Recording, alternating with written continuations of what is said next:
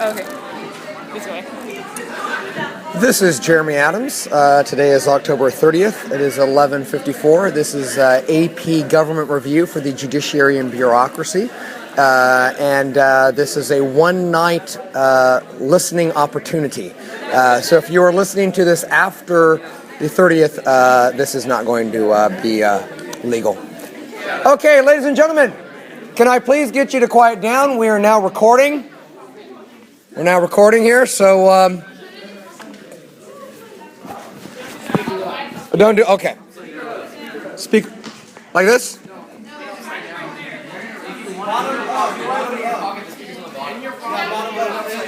Okay, I'll just put it here. Okay. Okay. So listen up. I wanted to remind you guys of a few things. Sixth period. You haven't heard this yet. Some of the other people have, and I apologize for it. But remember, this will be on YouTube tonight. So you can record. That's fine. But if you want to go onto YouTube, that's fine. Haley will make sure there are no comments that can be made. And if you want to just say Jeremy Adams, AP Government Judiciary Review, that's how you will find this on YouTube for just tonight. Again, a one-night sensation. If you want to, and don't put me on Twitter and Facebook and everywhere else, even though I know it's going to be that exhilarating and titillating to everybody. Okay, let's talk about the test tomorrow, shall we? Shall we? Okay. The exam is, once again, it's 10 pages long. However, there are 73 questions along with one extra credit. Now, the structure is very similar to the way that it's been in the past. A lot of multiple choice, a number of fill in the blank. I've already found one typo, so we'll have to change that in first period. But there are two sections that you need to know about. And if you don't know about these sections, it's going to be tough for you tomorrow. So I want you to know about them right now. Are you ready? Section number 1, that's kind of tough. I have 10 events. Okay? And these events are everywhere between a case goes to a district federal court and a decision is released to the public. And there are a million things in between, right? Actually, there are 8 things in between. Granting certiorari, taking amicus curiae briefs, having oral argument, writing the opinions, right? All those things between the district court hearing a case and having the Supreme Court actually release the case, you're going to have to number these events 1 through 10 in chronological order. Now, that's going to be tough. And you've really got to have to master it. Now, I want to give a little bit of a helpful hint, okay? The easiest way to do that, though, is to find number 1 first and to find number 10 second, right? So do the first thing first and the last thing second. And that way you can kind of work your way back and work your way forward and maybe meet in the middle. Does that make sense? So make sure you know that. Aren't you glad you know that that's coming tomorrow? Okay? Really quickly, Elijah. No, I've listed them. So I've listed, the decision is released, the circuit court hears it, certiorari is granted, all that stuff. I write that out. You just put 1, 2, 3, 4, 5, 6, 7, 8, 9, 10. Okay? You guys got it? Okay. The second thing that's going to be kind of tough. Can I get it completely quiet in here, please? Okay? I have a long day and I'm doing this for you, so let's quiet down. The other thing is you're going to have to rank justices. And I'll go and read the question. It says, rank the following current justices from the most liberal to the most conservative, which means you need to know the 9 justices. Okay? Now, make sure, for instance, you know the 4 conservatives: Scalia, Thomas, Alito, Roberts. Now, who's the most conservative? Thomas. Right? Remember, he believes in something called the Constitution in Exile. Make sure you know the swing vote. Who's that? Anthony Kennedy, right? Make sure you know the 4 liberals: Sotomayor, Kagan, Ginsburg, and Breyer. Somebody in fourth period said, I just heard them talking, it's easy. All the girls are the women are liberals, right? That's one easy way to remember, right? The men are conservative except for Breyer. Now, of course, we all know who's the most liberal? Ginsburg, right? Used to work for the ACLU. Most people consider her to probably be the most liberal. you somehow quantify the other three for each thing? So like, No, I write the name and you go 1, 2, 3, 4. well, I mean, like, you know Thomas is the most conservative. We have Don't worry about it. It's fair. That's all you need to know. Do I list all 9 justices? No. I only list 4 or 5 of them, right? Because you're not going to describe, rank them between Scalia and Alito, right? You won't have to do that. Yeah. Okay. So make sure you guys know those 2. Okay. Now the thing about your test is, I would say it's probably 2/3 judiciary, 1/3 bureaucracy. Okay. And what I want to do today, in about 20 minutes here, be very fast, is I want to talk about the big concepts, the big things about each unit, and it's the kind of thing that you're going to see on the exam tomorrow.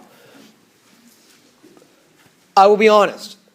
I have not been impressed so far with the feedback I've gotten in my 3 periods today. It's clear that a lot of you guys have not even started studying for this exam.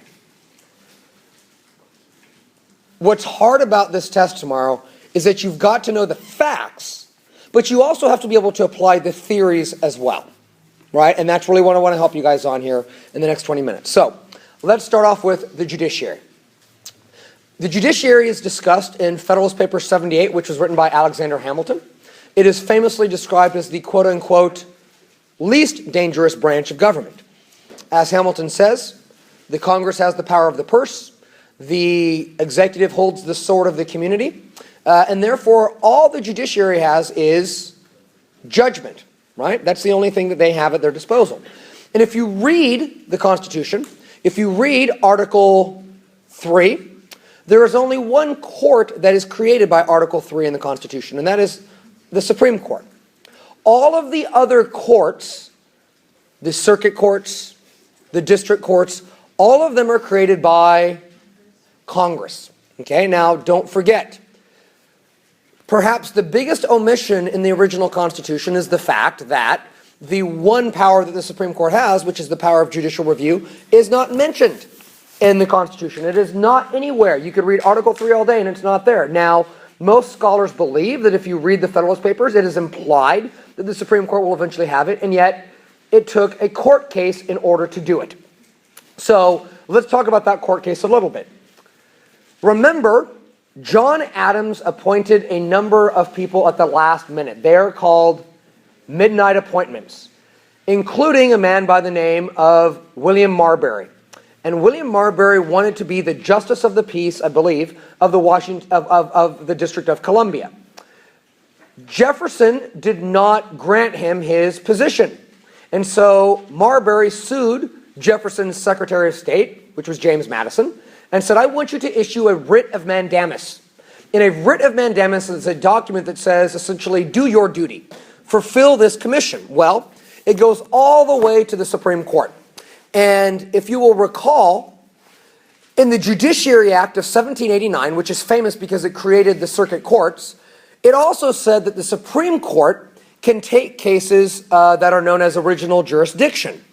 Well, the Supreme Court Chief Justice of that time was John Marshall, who was the greatest Supreme Court Justice of all time. He wasn't the first. The first was John Jay. But Marbury essentially said, look, the Constitution says that we have original jurisdiction. The Judiciary Act does not have that power to do it, and therefore that part of the act is unconstitutional. By ruling that specific part, that segment of the law unconstitutional, in Marbury versus Madison, he establishes judicial review for the very first time. Okay? Now, when you look at not just the powers of the Supreme Court, but the actual process for getting on the Supreme Court, there's a few things you should remember. One, the Supreme Court is supposed to be independent. It is supposed to be non-partisan, non-political. Remember, the Supreme Court is designed to be a legal institution, not a political institution. Therefore, you are not elected, and therefore you do not have a term of office. How long are you there? For a life term. And that is there to make sure that you don't care about public opinion. Also, you are not elected. You are appointed. You are nominated by the president, confirmed by the Senate. We'll get to that in just a minute. But remember, the reason you need an independent judiciary is because of a new concept called constitutionalism.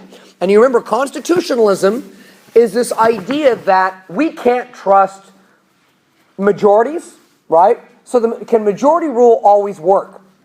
No. And on the other hand, we don't trust minorities either. And so we have to have a system that has majority rule, but also protects minority rights. And how do we do that? How do we solve that? By having a written constitution, where we say there are some things, there are some rights that you have, and the majority cannot take that away. On the other hand, we make sure that the majority always gets to write the laws as long as it does not violate this Constitution. But sometimes the minority and the majority conflict. And who do we need to decide who wins out? You need the Supreme Court, right? And so that's constitutionalism. The idea of writing down the law to protect minority rights, but to also give the majority the power to legislate and to conduct themselves. But you need a Supreme Court to write the law, or to decide who wins out. Now remember, this is on the test tomorrow. The best example for describing the role of the judiciary, I believe, comes from John Roberts. And John Roberts says, the Constitution is like a rule book. The Congress, the presidency, the state legislatures, they are like the teams on a baseball field playing the game of politics, right? Judges are like what? They're umpires. They enforce the rules. They don't root for either team, and they make sure that the game is cleanly played, that you don't violate the Constitution. But again, is the court there to judge about whether a law is good or bad or not? No. That's a legislator's role, right, essentially. The court is there to decide if it violates the Constitution. Now, with that being said, let's talk about the different, philosophies of jurisprudence, and let's talk about getting to the court, because that's all over the test tomorrow. Okay? To get to the Supreme Court, you have to be nominated by the president and confirmed by the Senate. But we all know the process is much more complicated than that.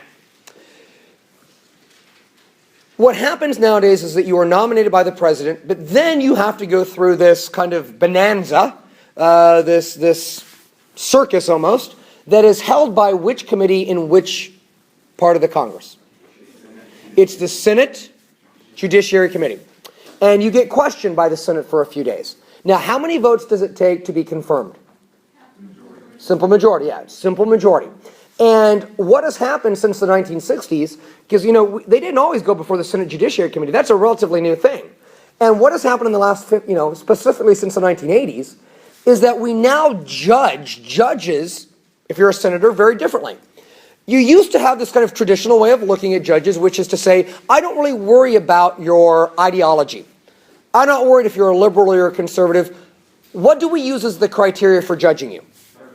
Competency and character. Yeah. Do you have good character? Do you have the competency to do it? And even if I'm a conservative and a Democratic president is nominating you, if I deem you to have good character and competence, I will vote for confirmation. Right? So when you look at people like Scalia and Ginsburg and Sandra Day O'Connor, all these people got over 90 votes in the Senate, right? And that was clearly because the senators weren't worrying about their ideology. They said that they were competent and that they could do the job, and so they voted yes. What started, I would argue, and some might disagree, but what started with Bork? The litmus test, yeah, kind of injecting, politics into the confirmation process. In other words, saying, I don't care about your character and competence, I also care about your ideology as well. So, Bork was a very conservative judge. Brilliant, I think, but very conservative. So people like Teddy Kennedy said, I'm not going to vote for you.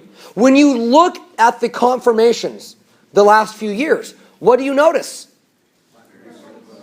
You notice much closer votes, don't you? Right? I mean, even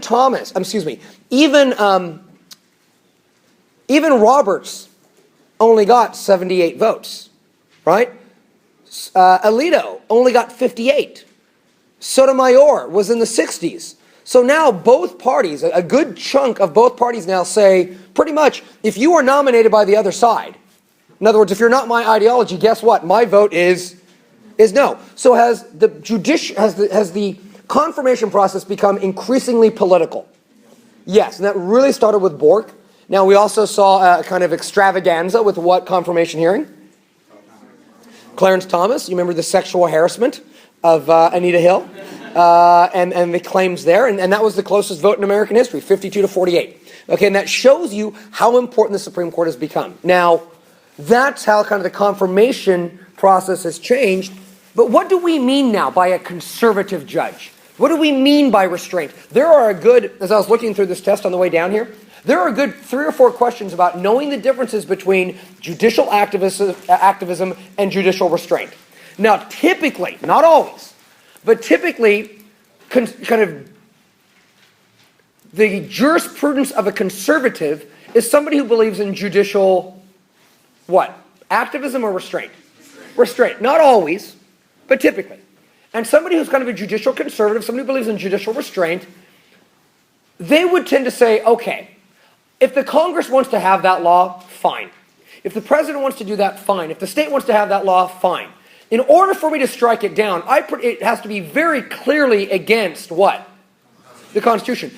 Is somebody who believes in judicial restraint going to go out of their way to create a new right and strike it? No, they're not going to do that. They're not going to see, penumbras, which we'll talk about next unit. They're not going to see new rights that are not enumerated in the Constitution. To a certain degree, this is kind of associated with originalism. This idea that the Constitution means the same thing, today than it's always meant. And that means that there are limited rights, and if we want new rights, how do we create new rights? We need to do what? The Constitution. The Supreme Court has no business creating new rights, right? That should be up to the democratic process of the legislature and the state legislatures. We shouldn't be doing it ex nihilo, from nothing, making stuff up, right? That's kind of judicial restraint. Let the players play the game. Now, judicial activism would be a little bit different. They would say, look, the Constitution is a living document. Why do we know this? Because we have new problems and old ideas. And the job of a judge is to how do we adapt those old ideas to new situations. And that means sometimes we need to judge, right? We need to adapt it. And if that means that, we kind of have to reason our way to a new right, that's what it means. And if it means that new right tells the state legislature they can't have their way, so be it. And so activism is, they don't mind creating new precedent as much. They will see kind of, different rights embedded maybe kind of in a very understated way in the text of the Constitution.